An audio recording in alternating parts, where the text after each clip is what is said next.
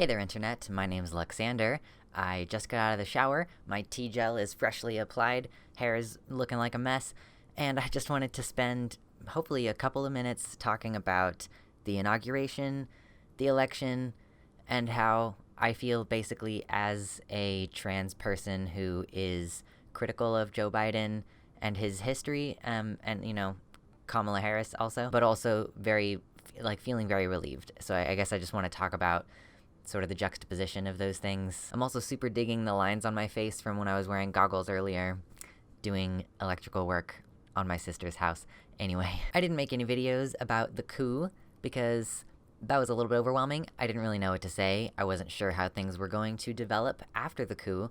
So I was talking about Calvin Guerra discourse, which is typically not what I want to do. I am generally the kind of person who wants to focus on bigger picture things rather than, zooming in on the discourse a lot of the time. Obviously, my content doesn't necessarily reflect that because I don't say something on a subject unless I feel like I have something to contribute, All that to say, I didn't have a lot to say about the coup. I still really don't have a lot to say.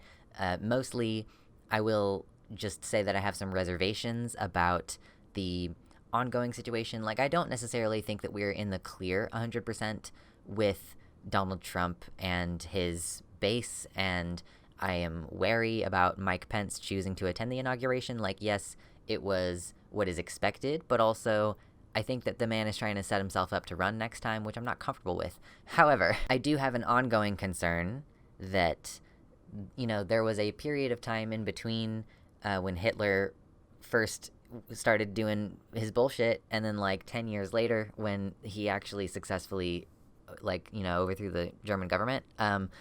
I don't know the details of that timeline. I just know that there was a gap there, right? So it's entirely possible that we could still not be in the clear, right? That this could continue to be a developing situation. It will be interesting to see how the next 4 years go. Basically, what I want to make a video about, why I'm here to talk to you, is that I want to express that for people in this country who have been targeted by the previous 4 years, the administration of the previous 4 years, it was really stressful. Even if, the political situation was not presently on my mind at all times, I work a trade, sometimes you have to really focus on what you're doing. It's not there consciously all the time, but it is this, background radiation that really chips away at your sense of safety and your sense of security. Obviously, this country's history it doesn't have a glowing record. This may have been the first time in my lifetime that my particular demographic was so explicitly targeted. It's at the very least, the most intense thing that's happened in my awareness. Because this stress has been so ongoing, and it's been years, and, it's not just my group also. I have a pretty extreme feeling of empathy towards other people's stories, and other groups being targeted has been really difficult for me as well. For me, it's a collective struggle. I feel kinship with other groups who are marginalized. I do try to do what I can to be an ally to those groups. It's just been really scary to watch other people who I care about being targeted, and people in my own group, and people who I do care about within my own group also, just all having to deal with this constant worry, and we're not sure what's going to happen. We are trying to see if we have our paperwork in order, if we will need to seek asylum somewhere, or if asylum is not being offered, at least have passports and stuff in order. It's been really, really difficult. So I was listening to the inauguration mostly. I just had my little earbud in while I was doing stuff around the house, and it was really emotionally affecting. I did cry a couple of moments there. Kamala Harris being sworn in, that's a really big deal. It's not the biggest deal because she obviously has policy issues that I don't agree with, or history of decisions that she's made, but it is something to note that a woman is in this position, a black woman, an Asian woman, this trio of kind of firsts for our country. And then obviously Joe Biden himself has issues. I do think that it is important to remember that there were sexual assault allegations. The woman's name was Tara Reid. Let us not forget. And I think that that's worth remembering. And it's worth remembering that comments that he's made about race in the past, it is important to remember those things and to hold him accountable to what the current standard is, and hopefully to continue to bring further left, more progressive politics in, and like pull the Democratic Party to the left. I'm not saying that is going to happen, right?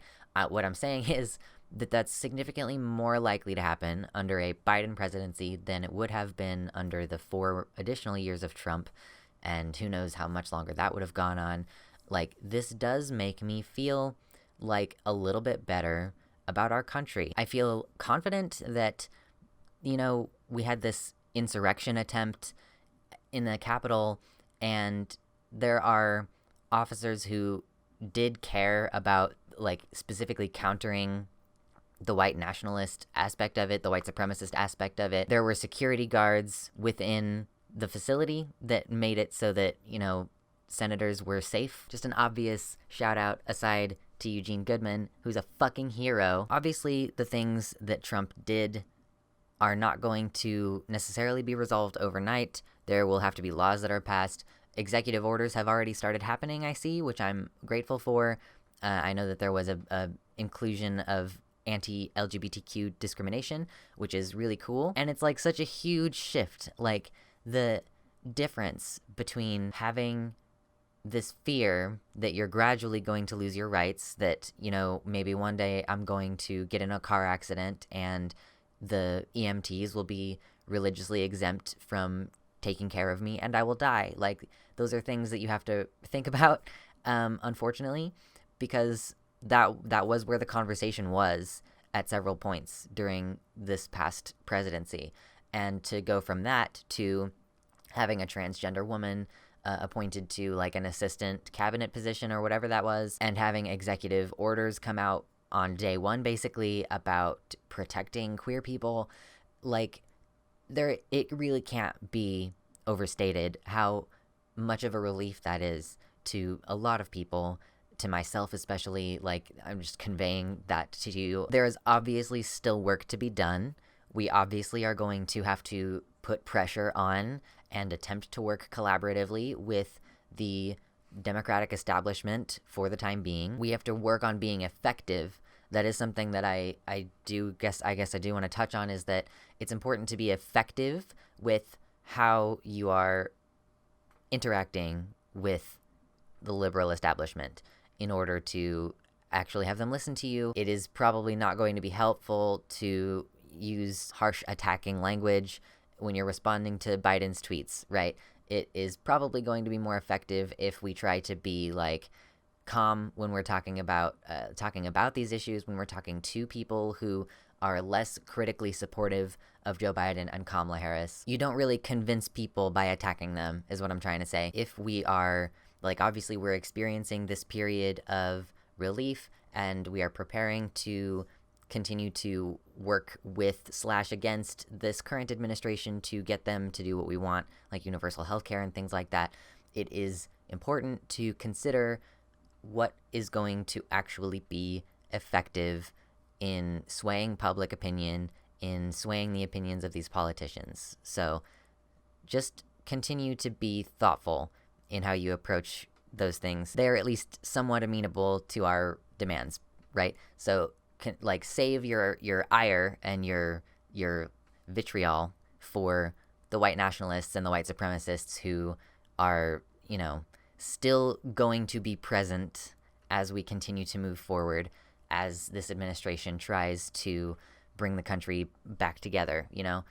Just keep in mind that valid criticisms are valid, right? But don't treat them as the enemy, because they're going to start acting like we are their enemy if you do that, I guess is basically it. So that is more or less all. I just wanted to express that you should let people take a minute to just be happy about this. I just needed a minute to be like, yeah, this is really good, and like maybe take a few days until like before you go like really hard against, you know what I'm saying? Like, don't I see some people being critical of people expressing relief, and I wish that we could allow ourselves the space to experience that emotion before going hard in, because the last 4 years have been really dramatic. They've been really traumatic. People have lost their lives, and that's just important to keep in mind as we move forward. That's going to be all for me today, though. If you like this video, please give me pretty analytics to look at and comments to read. You can find me on Patreon or PayPal to tip me. You could subscribe to this channel. You could ring the bell to get notified when I upload, because it's not any kind of regular schedule. And I really hope you have an okay day. Bye. Happy New Year, and thank you to all of my patrons as we enter 2021. I want to especially shout out Sean, R. Halverson, Frozen Summers, Michelle Winter, Suzanne Maynard, Wellington Marcus, Sarah A., Andrew Kenny, Amanda B., Elizabeth Bartell, Mr. Atheist, and Athiette.